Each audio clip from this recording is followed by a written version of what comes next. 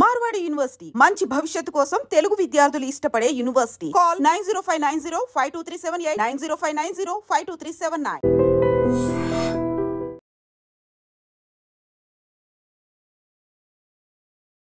రాను రాను కుటుంబ కలహాల్లో కత్తులు పొత్తు పంచుకుంటున్నాయి. చిన్న చిన్న తగాదాలే పెద్ద పెద్ద సమస్యలు సృష్టిస్తున్నాయి. క్షణికావేశంలో తీసుకునే నిర్ణయాలకు ప్రాణాలు బలవుతున్నాయి. ముఖ్యంగా భార్యాభర్తల మధ్య తగాదాల్లో హింస శృతి మించుతోంది. భార్యపై భర్త దాడి చేయటమో లేదంటే భర్తపై భార్య దాడి చేయటమో కామన్ గా మారిపోయింది.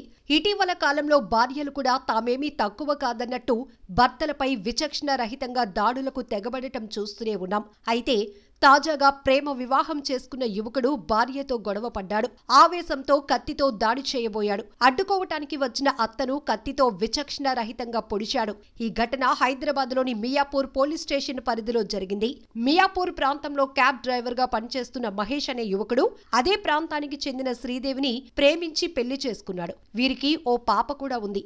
అయితే కొన్నాళ్లు సజావుగా సాగిన వీరి కాపురంలో గొడవలు స్టార్ట్ అయ్యాయి. భార్యాభర్తల మధ్య మనస్పర్ధల వల్ల నిత్యం తగువు పడుతూనే ఉన్నారు. ఈ క్రమంలో సోమవారం రాత్రి మద్యం సేవించి వచ్చిన మహేష్ యథావిధిగా భార్యతో గొడవ పడ్డాడు. ఆవేశంలో ఇద్దరూ ఒకరినొకరు దూషించుకున్నారు. భార్య మాటలకు ఆవేశానికి గురైన మహేష్ క్షణికావేశంలో అక్కడే ఉన్న కత్తితో భార్యపై దాడి చేయబోయాడు.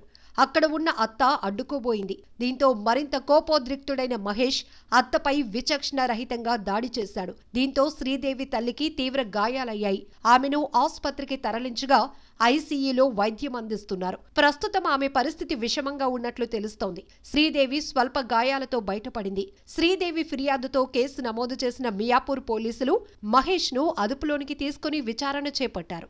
ఏదేమైనా కుటుంబ కలహాల కారణంగా నేరాలు పెరుగుతూ ఉండటం కలవరపెడుతోంది.